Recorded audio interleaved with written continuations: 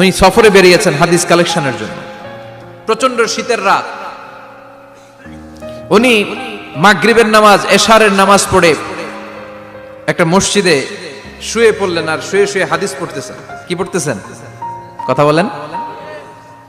আর মনে মনে ভাবলেন রাতটা মসজিদে কাটায় দেই, ফজরের নামাজ পড়ে আবার বেরোবো। কিন্তু দারোয়ান এসে বলে মসজিদে থাকতে পারবেন না, ওঠেন। দারোয়ান আছে না, কথা কন। আহমদ ইবনে হাম্বল বললেন আমি শুধু রাতটা থাকতে চাই, আমি তো ফজরেরও মুসল্লি, ফজর নামাজ পড়বো তো এই মসজিদে, আমার থাকতে দাও। দারোয়ান তো দেয় না, কেন? মসজিদে থাকার জায়গা না, যান মিয়া। উনি যে আহমদ ইবনে হাম্বল এটা চিনে নাই, থাকতে দেয় না। কি করবে এখন? উনি কাঁথা গুছিয়ে হাদিসের কিতাব নিয়ে কাঁধের মধ্যে ব্যাগ নিয়ে মসজিদ থেকে বের হয়ে গেলেন। কি আর করবেন, প্রচন্ড শীত, আর কাঁপতেছেন, বুড়ো মানুষ। পথিমধ্যে দেখলেন বাজার। বাজার একজন খাব্বাজ, শাবুন খাব্বাজ, যুবক রুটি বিক্রেতা।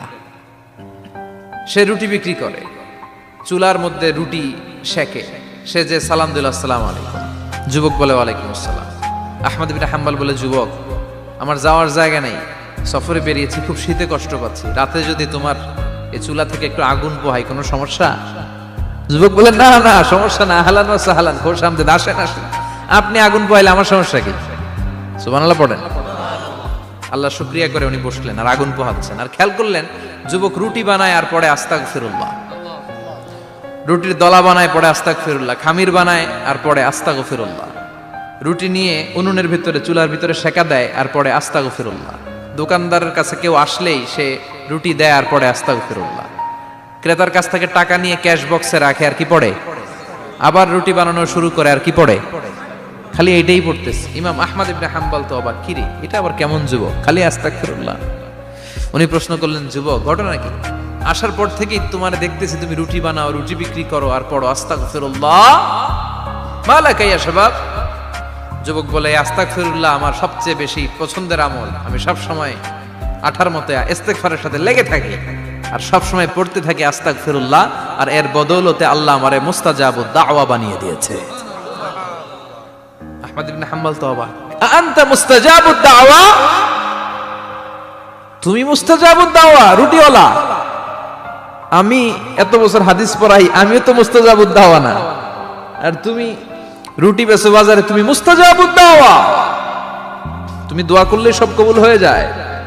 যুবক বলে না আনা মুস্তাজাবুদ দাওয়া, আমি আমার জীবনে যত দোয়া করেছি কবুল করে নিয়েছে কে? সব দোয়া কবুল করে নিয়েছে আল্লাহ, একটা দোয়া ছাড়া। কয়টা? আহমদ ইবনে হাম্বলের কৌতূহল, কিউরিওসিটি আরো বেড়ে গেল। কি?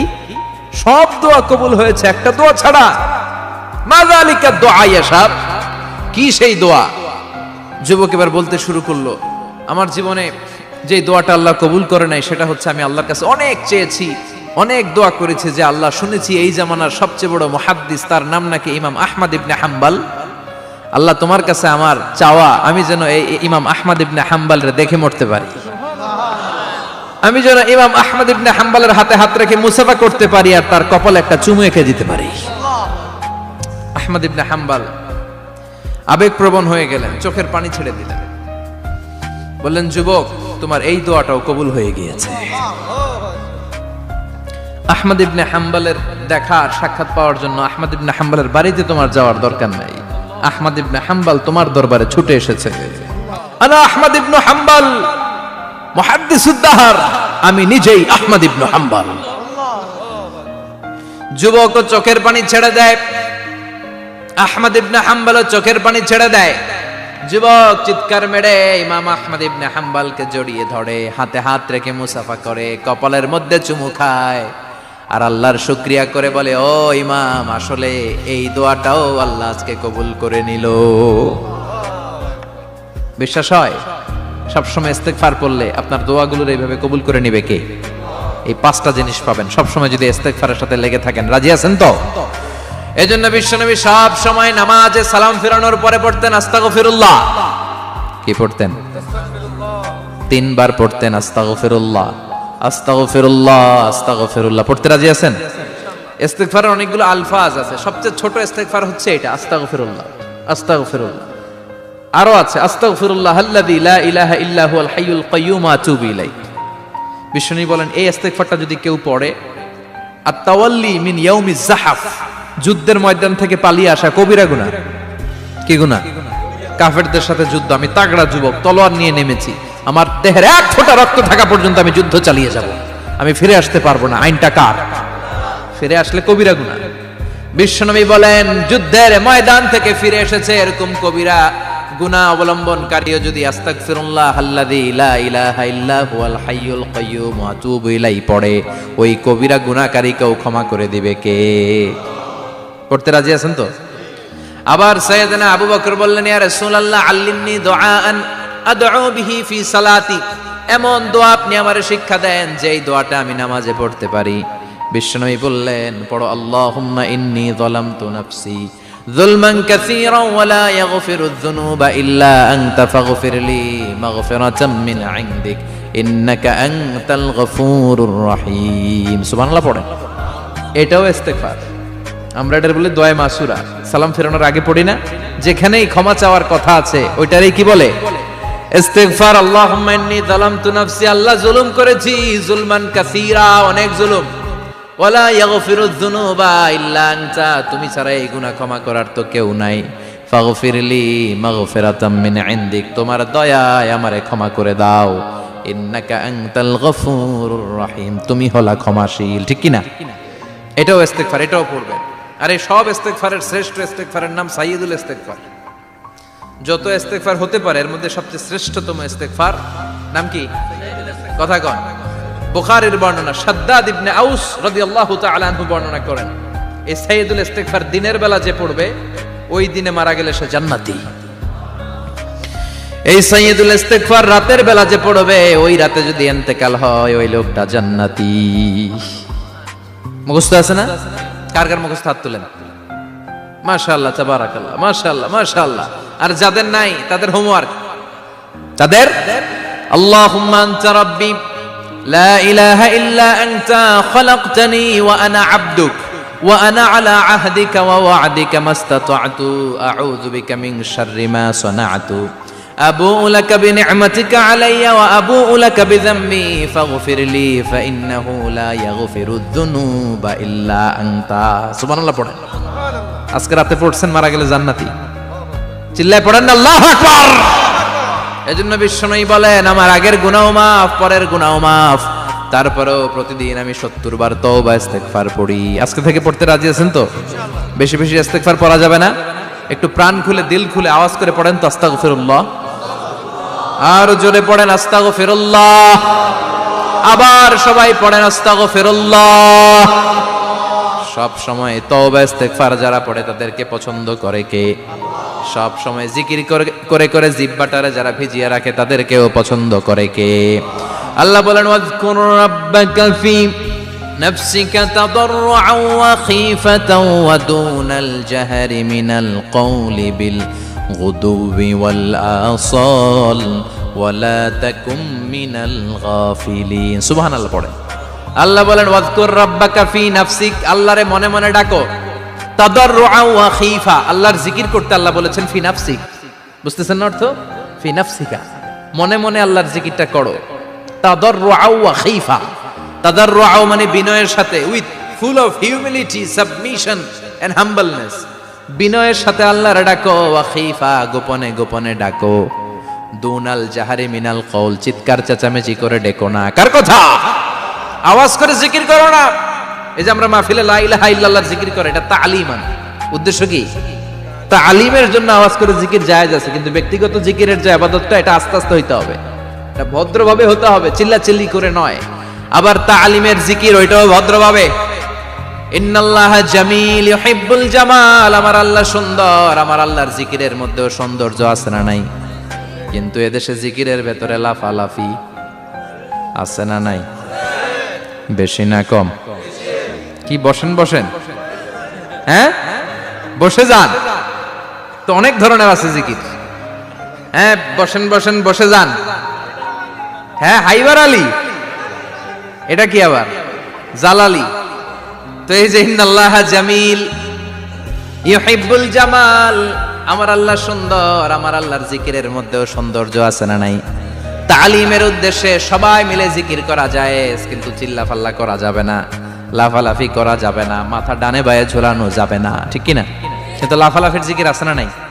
লাফাইতে লাফাইতে, হ্যাঁ, গাছের আগায় বাঁশের আগায়, আবার যিনি জিকির পরিচালনা করে ওনার কান্দে যাই ওঠে, আছে না নাই? বিশ্বনবী সাহাবীদের নিয়ে জিকির করছেন, সাহাবারা লাফাতে লাফাতে খেজুর গাছের আগায়, হাদিসে আছে না এটা? বিশ্বনবী সাহাবাদেরকে নিয়ে জিকির করছেন, লাফাতে লাফাতে আবু বকর বিশ্বনবীর কান্দের উপরে, আছে হাদিসে আছে। এটা জিকির নয়। কি সুন্দর দেখেন, ইসলাম বোঝা কত সহজ।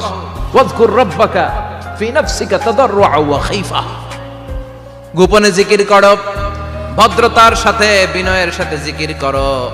ওয়ালা তাকুম মিনাল গাফিলিন দুনাল জাহারি মিনাল কওল, চিৎকার চেঁচামেচি করে জিকির করো না। যারা চিকফাল দিয়ে হই হই হই হই করে, আছে না?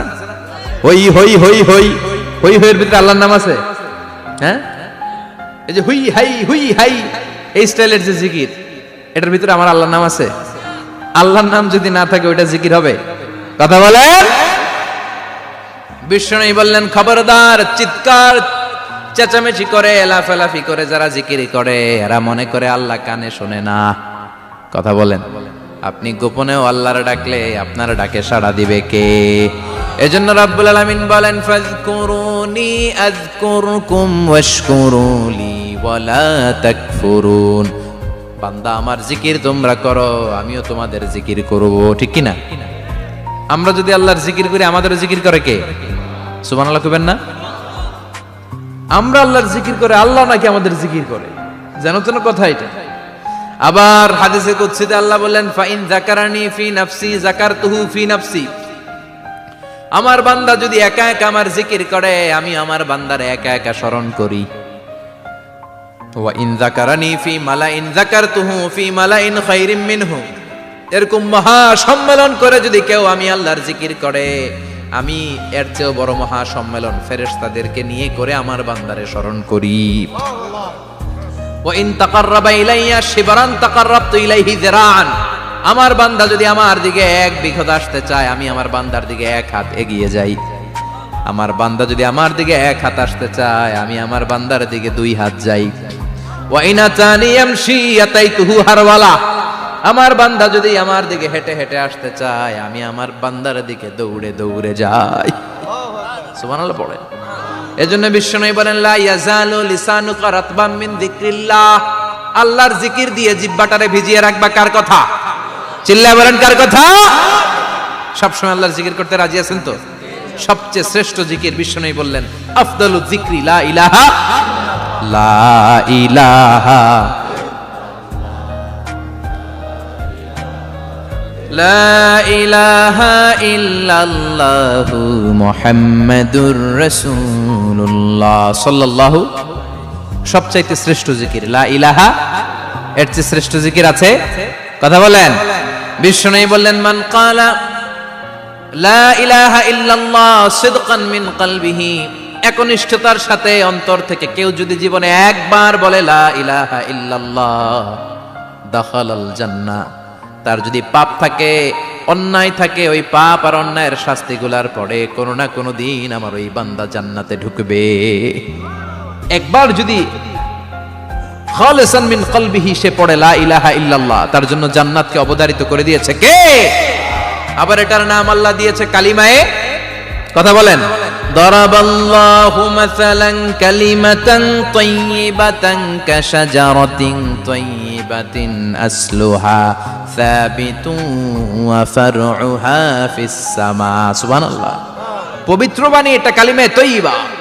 আবু সাঈদ আল খুদরি থেকে বর্ণিত, মুস্তাদরাকে হাকিম আর সহিহ ইবনে হিব্বানে এসেছে। বিশ্বনবী বলেন, মুসা আলাইহিস সালাম আল্লাহর একবার প্রশ্ন করলেন, ইয়া রাব আল্লিমনি দুআআন আদউ বিহি।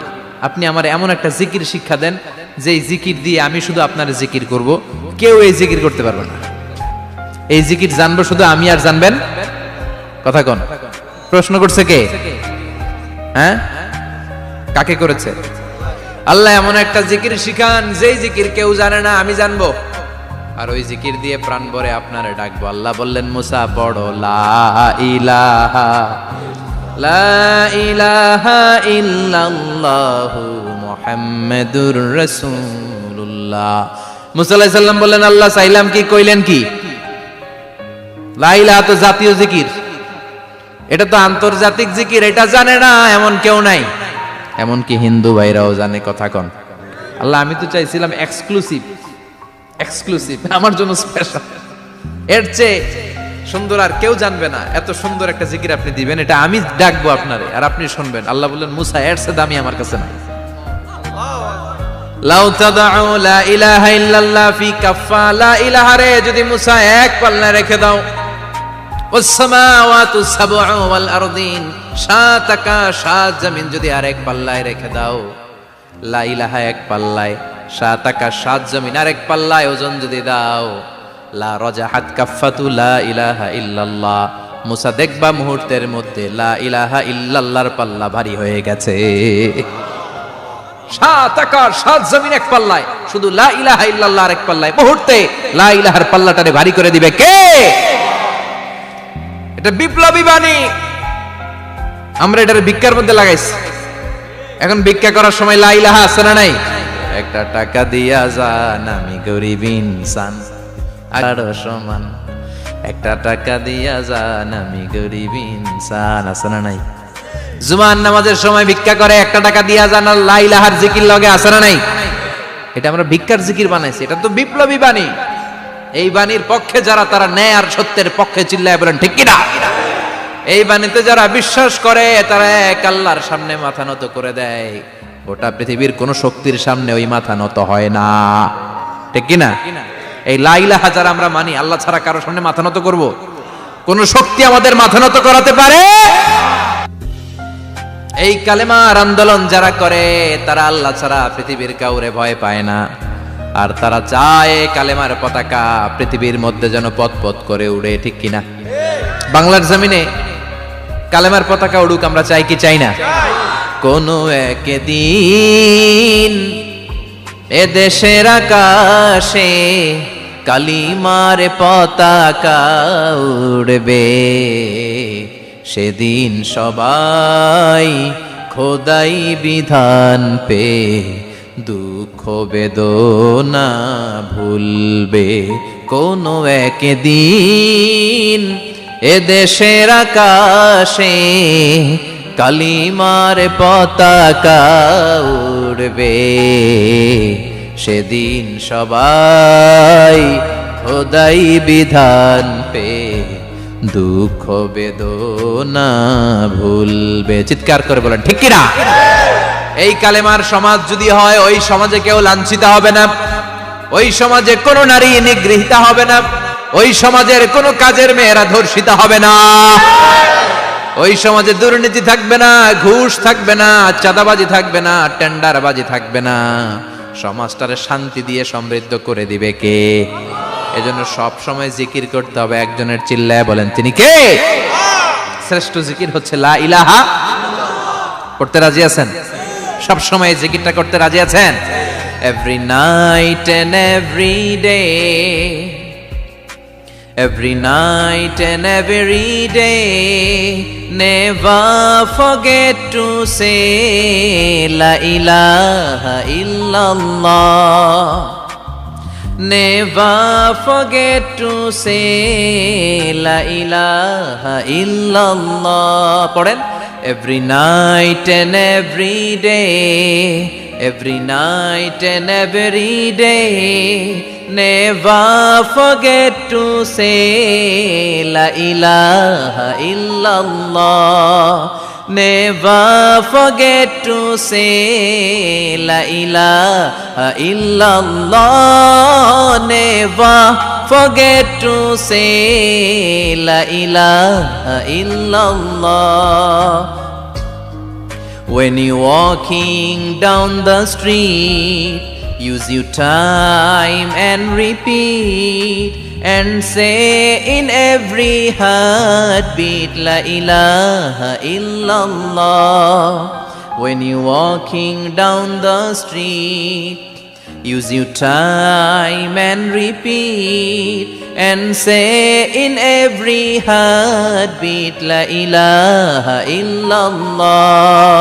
Every night and every day, every night and every day, never forget to say La ilaha illallah. চিল্লায় বলেন ঠিক কি না?